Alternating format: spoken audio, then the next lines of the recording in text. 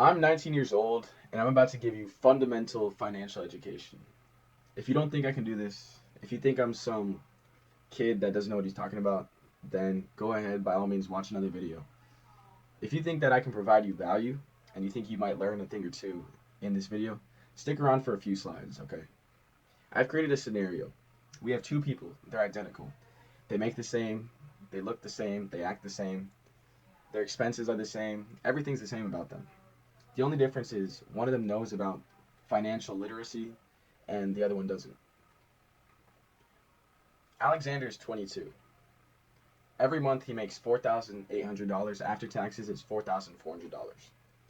His expenses include housing, transportation, food, insurance, all that stuff. And it amounts to $2,875 per month. This means that every month he comes back home with about $1,525. So that's money to spend after all of his expenses has been paid. His strategy is to invest 800 of those dollars per month, save 500 of those dollars per month, and he spends $225 just living life and enjoying it, right? Bob is identical. His income is the exact same. His take home pay after taxes is the exact same. And his expenses are the exact same. His cash flow is also the exact same. He brings back home $1,525. And this is how much he has to spend after all of his necessary expenses are paid. Bob knows about saving, so his strategy is to save $500 per month and spend $1,025 just on lifestyle and leisure. So in the next slide, I'm going to show you Alexander's investment over the course of 2 years. His starting amount was $800, of course, and he adds $800 monthly. His rate of return is 6.6%, which is actually below average, but that's okay because I want to give you results that are slightly below average so that you can see, even with not as great results, how much this would benefit you. And it's been growing for only 2 years. Okay. So his investment is $21,377, but his interest, he's only made about $1.3 thousand. Okay, so that's not really too much. But you'll see soon why that's about to change. So 2 years later, they both get a raise to a manager position. Alexander's investment portfolio, as you saw in the slide before, is $21,377, and his savings are $12,000. He decides to put an additional $2,000 per month in investments. So this is from his raise. He's putting $2,000 of those dollars from his raise into his investments. So now he invests $2,800 per month total. The other $200 he spends on nights out and going on adventures and living life. Bob's investment portfolio is at $0, but he saved up $12,000, which is actually pretty good. Bob decides to get married, has kids, and upgrades to a bigger house. His mortgage bumps up, and all of the extra money that he makes as a manager goes to his family expenses. So that whole bonus he got, that whole raise he got, he can't put any of it into savings or investments because he upgraded. He has a bigger house, he has a family he has to take care of, so all those expenses now goes to those things.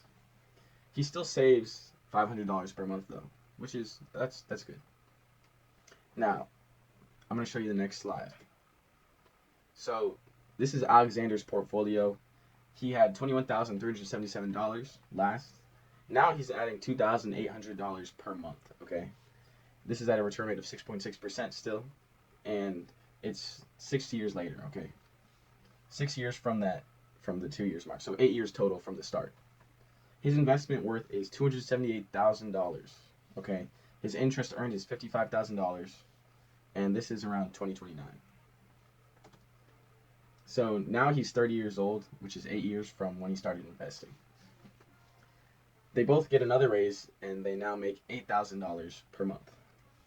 Alexander's investment portfolio is $278,000 and $278,260. Sorry about that. His savings are now $48,000, which is nice. Alexander decides now he can get married and has kids. He spends the extra $1,500 he makes on family and a new mortgage for a bigger house. Okay, so now he's set up financially. He has money to put $2,800 into his investments, and he can still spend all of that money on the family and the kids and the new mortgage, and he still is making enough per month to do all those things. He still saves $500 per month and invests $2,800 per month. Bob's investment portfolio is at $0, but his savings are at $48,000. Bob is still saving $500 per month, but all of his earnings are going to his family, new cars, and material things. So, this is Alexander's investments after 21 years from that. So it's actually 23 years from the start point, okay? His starting amount was $21,377, and he adds $2,800 monthly at 6.6% rate. So 21 years after that first raise, he's been making that much money. So he's at $1.6 million right now, and that's by 2044. So his starting amount was $21,000. His total contributions have amounted to $700,000, and his interest has now surpassed his total contributions. So this is 23 years from the start of his investment, okay? Alexander checks his investment portfolio, and it shows the following: $1,604,116. Alexander is only 45, and he can take $50,000 out of his investment portfolio every year and stop working, because he can take that money out and it's going to grow back. So every year, that 6%, he can take 50 grand out, and every year it's going to grow back. But he decides that he likes his work and continues to invest. Okay, reasonable. Bob has saved up $138,000, but he still needs to work in order to generate income. So this is Alexander after 26 years of growth since he's made $21,000, but if we go from the very start, it's, I believe, 30. So we'll see on the next slide, okay? But his starting amount was $21,000. His contributions monthly have been consistent, so $2,800 to investments since he was 24. And his rate of return has been 6.6%. His investment worth is $2,427,656. Okay. His total contributions are around $870,000, and the interest he's made is $1.5 million. And this is at 2049. So this is 28 years from the start, and Alexander has $2,427,656 invested. At this point, he can take out $100,000 every year, and his money will grow back. This means that by age 50, he will make $100,000 a year from doing nothing. Bob now has $168,000, but he still doesn't have enough to retire and live off of that for the rest of his life. So this is after a few more years. This is Alexander's portfolio after it hits $3 million, okay? Alexander decides after he hits $3 million, okay, I'm good. I'm good. So his starting amount is $21,000. He adds $2,800 monthly still, and his rate of return is still 6.6%.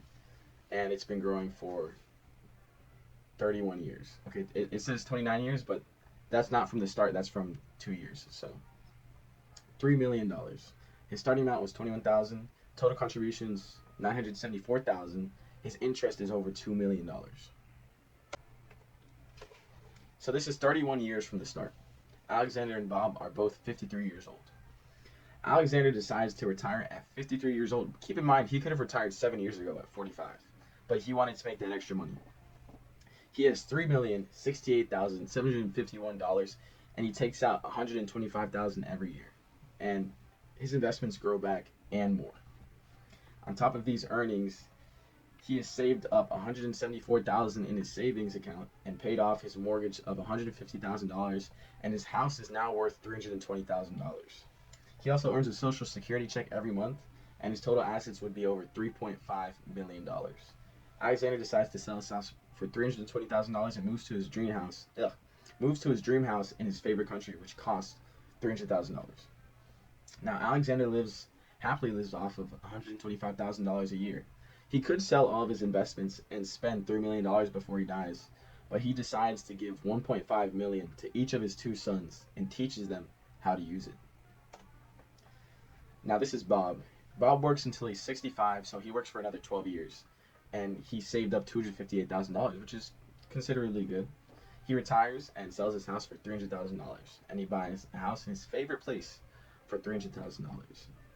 He lives off of his savings and his Social Security, and he's happy, but he wishes he had more money and time for vacations and life. After he dies, he passes on the house and $100,000 to his two sons. His two sons put it into savings and they don't invest it.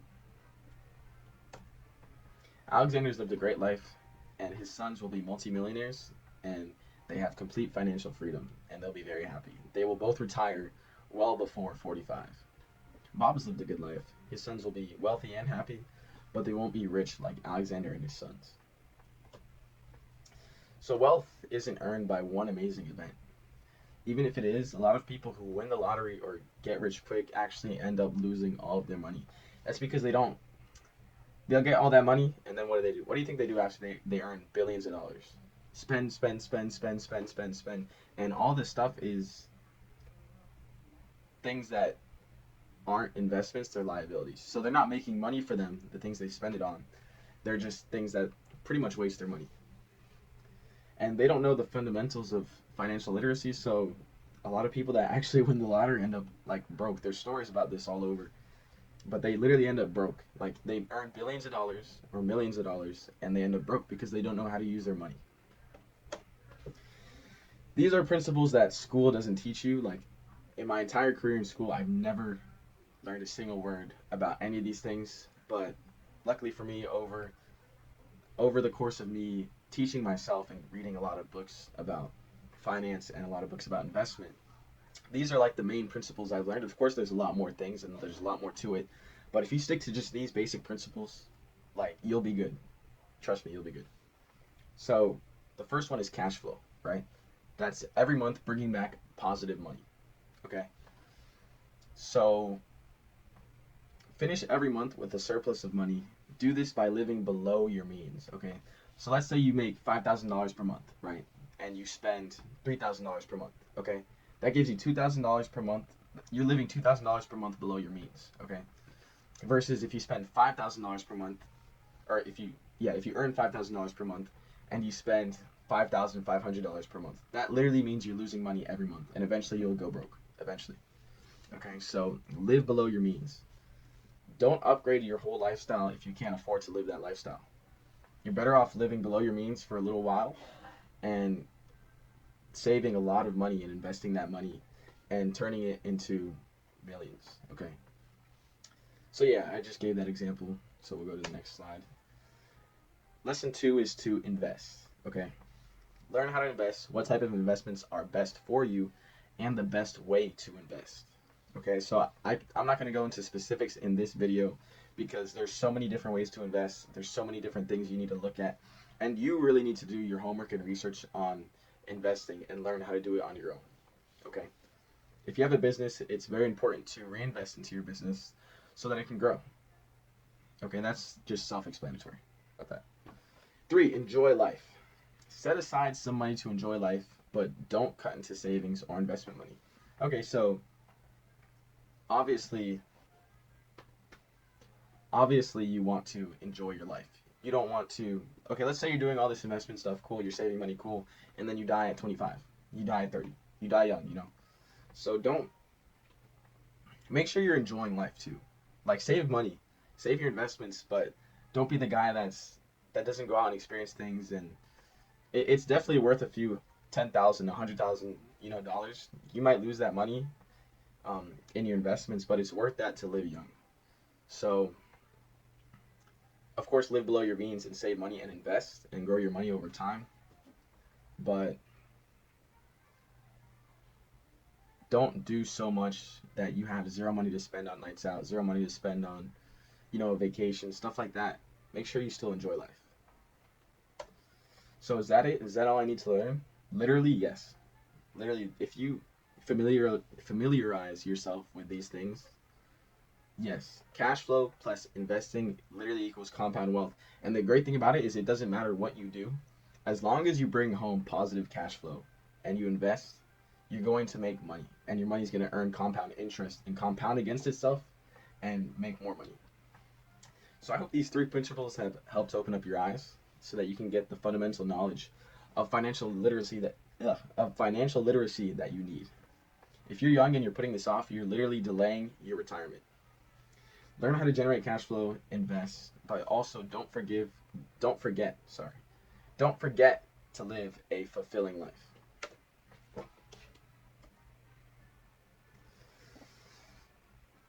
Remember, you deserve the consequences of your actions.